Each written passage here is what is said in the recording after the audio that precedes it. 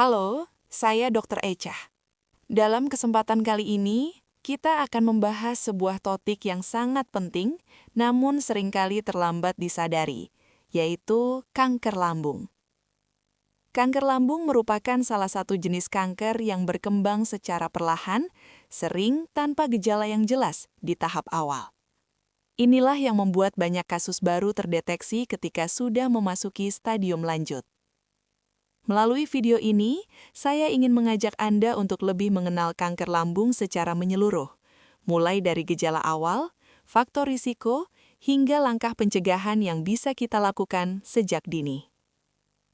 Apa itu kanker lambung? Kanker lambung adalah kondisi di mana terjadi pertumbuhan sel abnormal di lapisan lambung. Sel-sel ini berkembang tidak terkendali dan dapat menyebar ke jaringan lain di dalam tubuh.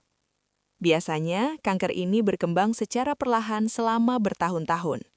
Sebelum menjadi kanker, seringkali terdapat perubahan awal pada lapisan lambung yang sayangnya jarang menimbulkan gejala. Gejala kanker lambung yang perlu diwaspadai. Pada tahap awal, kanker lambung seringkali tidak menunjukkan tanda yang spesifik. Namun, ada beberapa gejala yang perlu Anda perhatikan. Rasa tidak nyaman atau nyeri di perut bagian atas, perut terasa penuh meskipun hanya makan sedikit, mual atau muntah, nafsu makan menurun, penurunan berat badan tanpa sebab yang jelas. Seiring perkembangan penyakit, gejala bisa menjadi lebih serius, seperti muntah darah atau tinja berwarna hitam, kesulitan menelan, tubuh terasa lemah dan mudah lelah. Masalahnya, gejala-gejala ini sering disalahartikan sebagai gangguan lambung biasa, seperti MAH. Inilah mengapa penting untuk tidak mengabaikan keluhan yang berlangsung lama atau semakin memburuk. Faktor risiko kanker lambung. Sekarang, mari kita bahas faktor-faktor yang dapat meningkatkan risiko seseorang terkena kanker lambung. Beberapa di antaranya adalah 1. Infeksi bakteri Helicobacter pylori. Ini adalah salah satu penyebab utama. Infeksi kronis dapat menyebabkan peradangan yang lama dan meningkatkan risiko kanker. 2. Pola makan tidak sehat.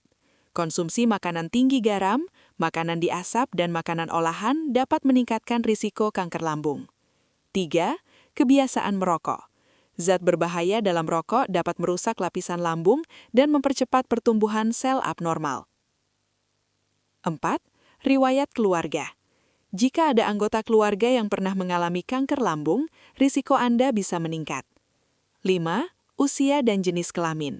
Kanker lambung lebih sering terjadi pada usia di atas 50 tahun dan lebih banyak dialami oleh pria. 6. Gaya hidup tidak sehat. Kurangnya aktivitas fisik, konsumsi alkohol berlebihan, dan pola makan yang buruk juga berperan. Rajin periksa kesehatan. Jika Anda memiliki keluhan lambung yang tidak kunjung membaik, segera lakukan pemeriksaan lebih lanjut. Pencegahan kanker lambung.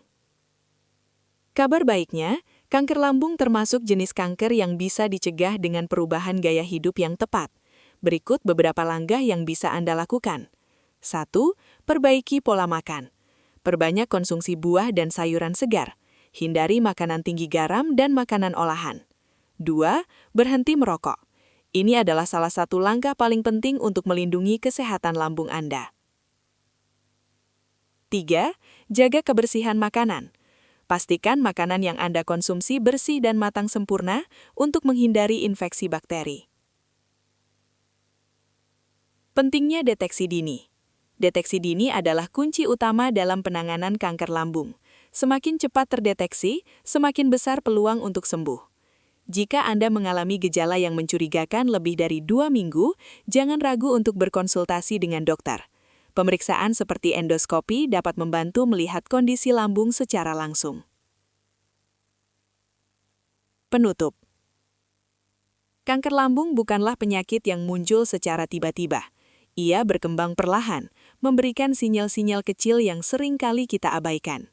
Dengan mengenali gejala sejak dini, memahami faktor risiko dan menerapkan pola hidup sehat, kita bisa secara signifikan menurunkan risiko terkena penyakit ini.